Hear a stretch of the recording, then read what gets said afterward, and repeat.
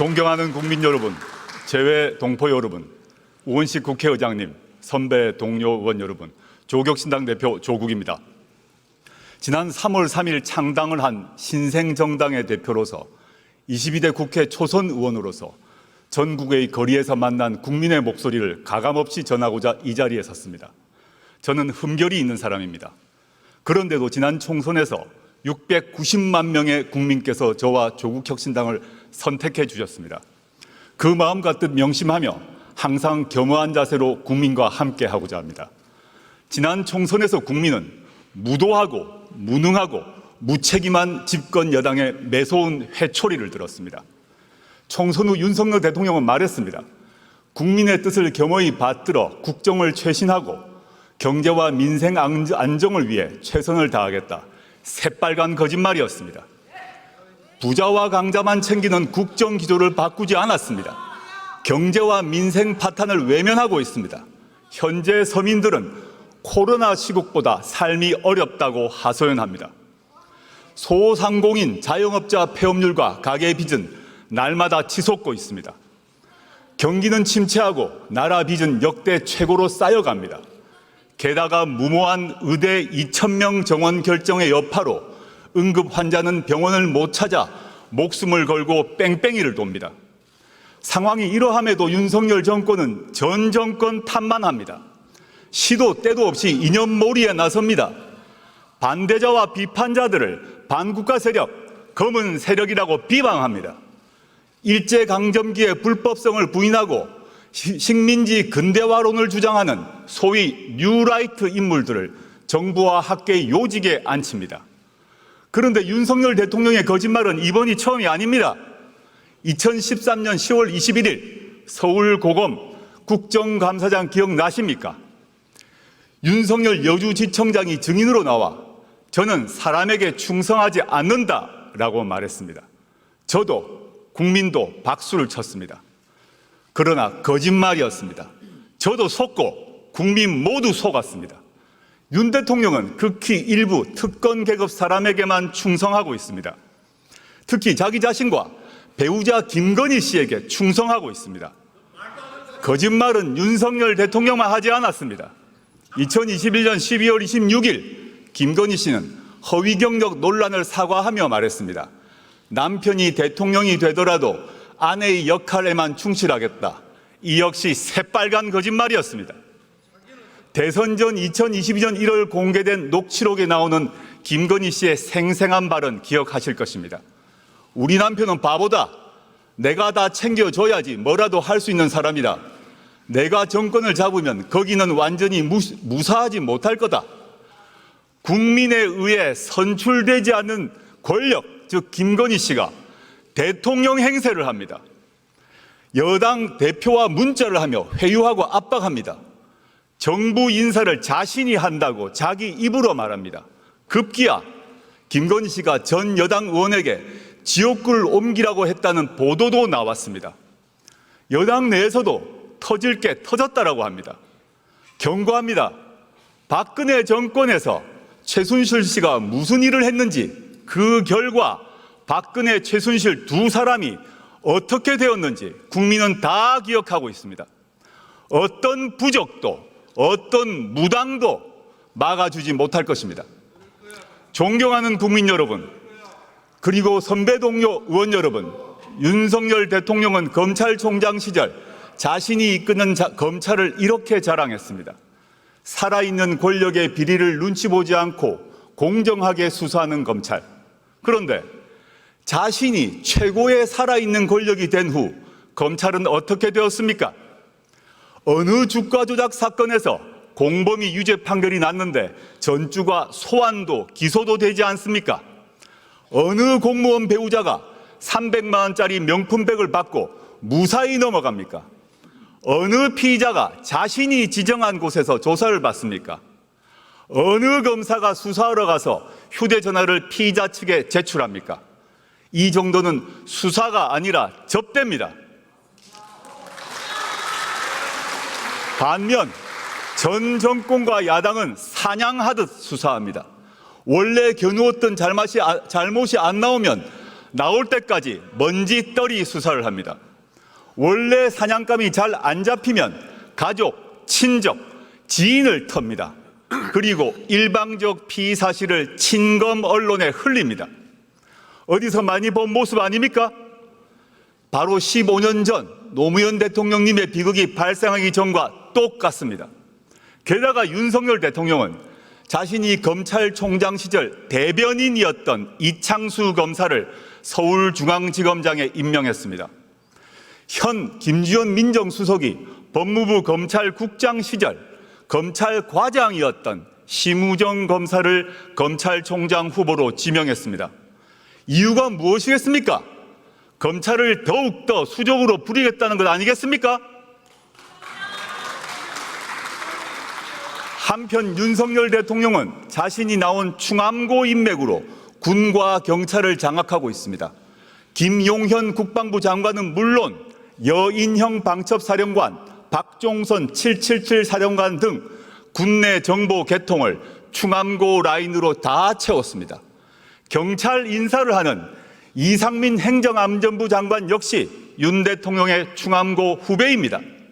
충암고는 윤석열 정권의 하나회로 자리 잡을 것입니다. 윤석열 대통령에게 경고합니다.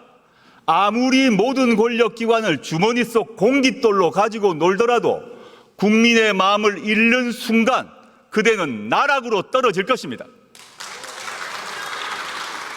존경하는 국민 여러분, 선배 동료 의원 여러분, 창당 이후 만났던 국민의 목소리를 전하고자 합니다.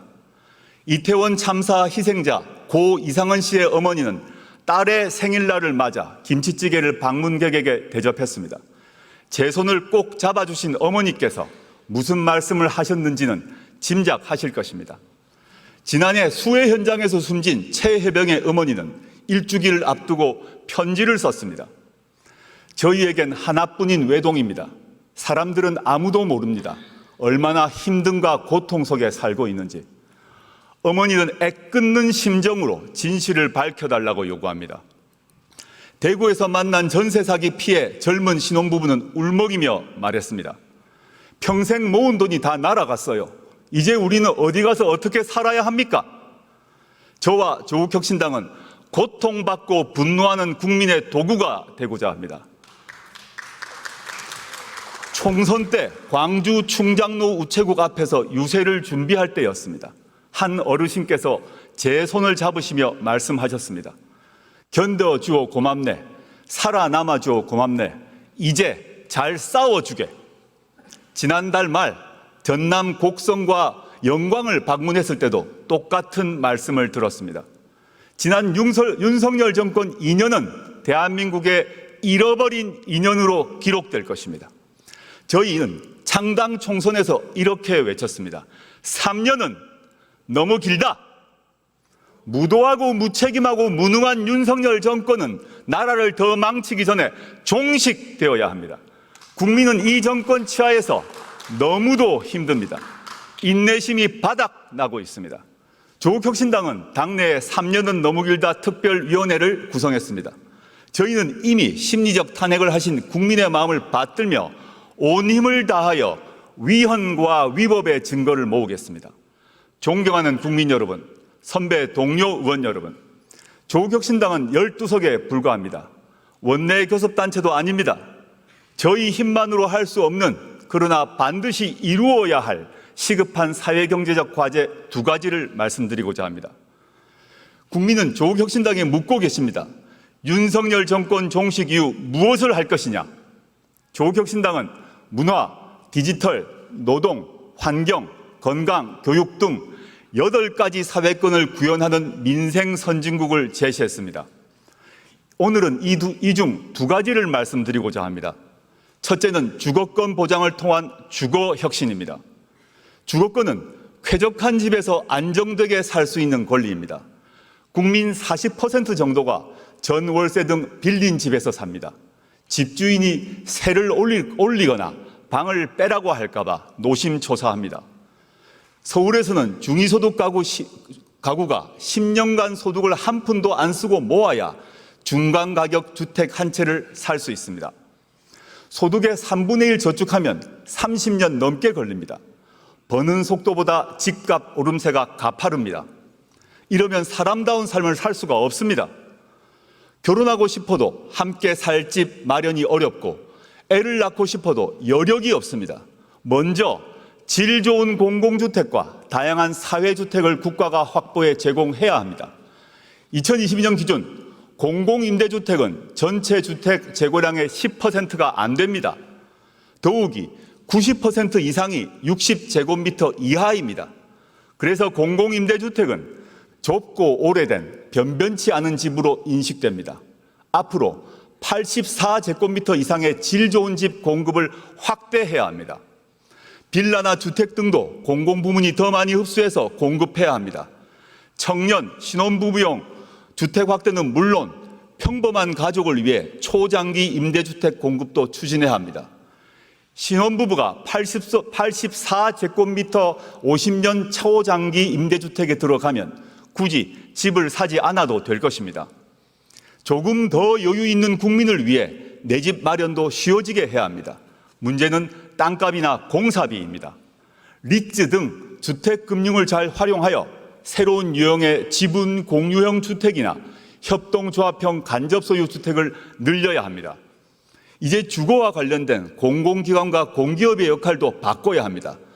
돈을 얼마나 벌었느냐로 평가하지 말고 국민에게 얼마나 제대로 된 거주지를 공급했느냐로 잘잘못을 따져야 합니다. 그러면 정책의 방향이 확 바뀔 것입니다. 두 번째는 돌봄권 보장을 통한 돌봄 혁신입니다. 요람에서 무덤까지 제대로 된 돌봄을 받을 권리, 그리고 제대로 된 돌봄을 할 수 있는 권리입니다. 우리 사회는 급속히 초고령 사회가 되고 있습니다. 중증 환자는 크게 늘었습니다. 돌봄의 필요성은 더 커졌습니다. 특히 간병 문제가 심각합니다. 간병비 부담과 간병 스트레스는 겪어보지 않은 사람은 모릅니다. 간병비 때문에 파산하고 간병인이 환자를 살해하는 등 비극적인 사건이 잇따르고 있습니다. 가족 돌봄을 하는 청소년은 공부를 제대로 못해 취업길이 막히고 그래서 가난해질 수밖에 없습니다. 악순환을 끊어야 합니다. 건강보험과 의료보험에 간병을 포함시켜야 합니다. 간병을 개인이 아닌 국가가 책임져야 합니다. 우리 집은 관계없다고 생각할지 모릅니다. 곧 닥칩니다. 우리 모두는 누구나 아프고 다치고 나이 듭니다. 질병과 노화는 지역이나 사람, 이념, 계급을 가려서 오지 않습니다. 또한 영유아 돌봄도 공공서비스를 확대함으로써 해결해야 합니다.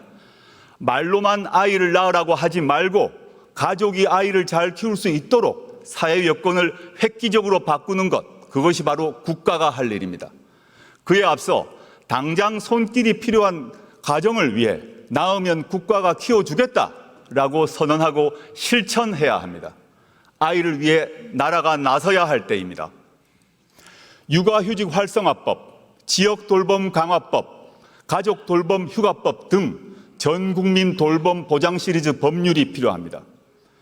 주거권과 돌봄권 보장은 대한민국이란 국가의 소멸을 막는 방책입니다. 주거권과 돌봄권을 말하면 돈이 문제라고들 합니다. 맞습니다. 그러나 감세와 복지 증대를 함께 약속하는 사람은 거짓말쟁입니다. 중력을 이겨내야 대기권을 뚫고 우주에 다다를 수 있습니다. 세금과 복지 관련한 오랜 고정관념과 두려움을 떨쳐버려야 선진국으로 도약할 수 있습니다. 당장 증세는 못하더라도 부자 감세만큼은 철회해야 합니다. 대기업과 부자만 배를 불리지 말고 보통의 국민에게 이익이 골고루 돌아가도록 해야 합니다. 존경하는 국민 여러분, 선배 동료 의원 여러분, 이어 조국혁신당은 정치개혁을 위한 두 가지 과제를 제안합니다. 먼저 제7공화국으로 진입하기 위한 개헌을 제안합니다. 제6공화국 헌법은 국민의 피와 땀으로 일궈냈습니다.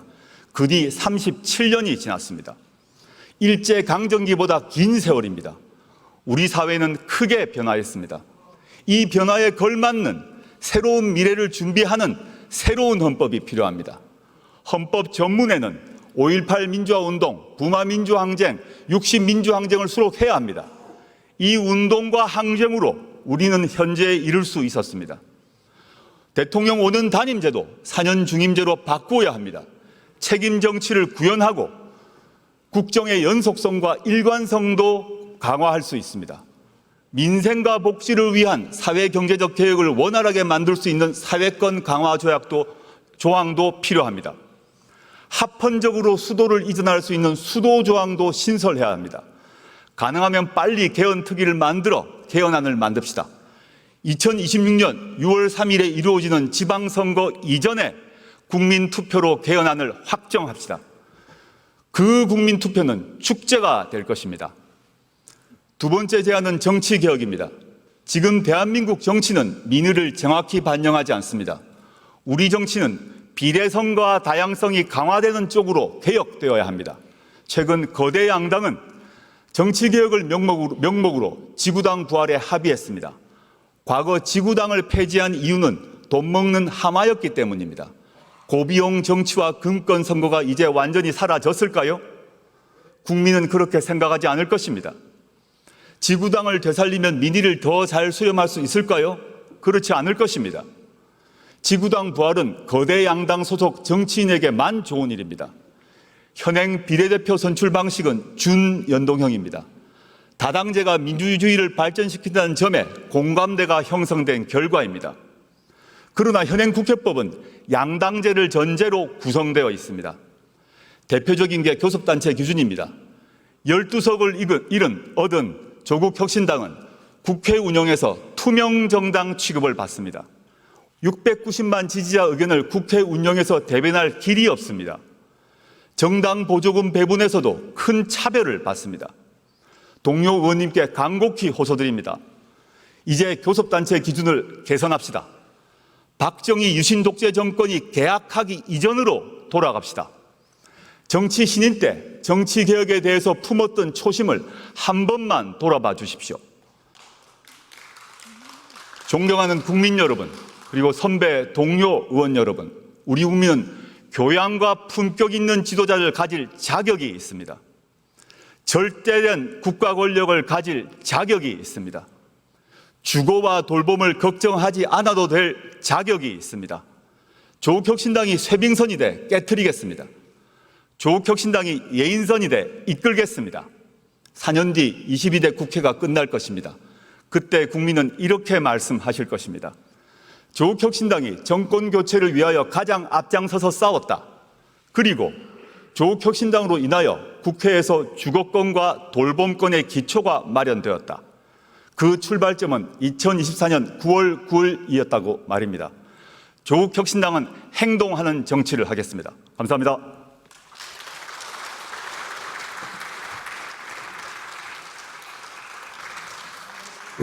네, 조국 대표 수고하셨습니다. 의사일정 제1항 정치에 관한 질문을 상정합니다. 오늘 질문하실 의원은 모두 11분입니다.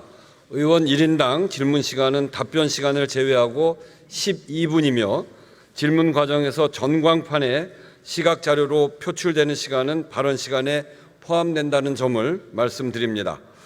질문하시는 의원님들의 질문 취지와 내용은 의석 단말기에 게시되어 있습니다.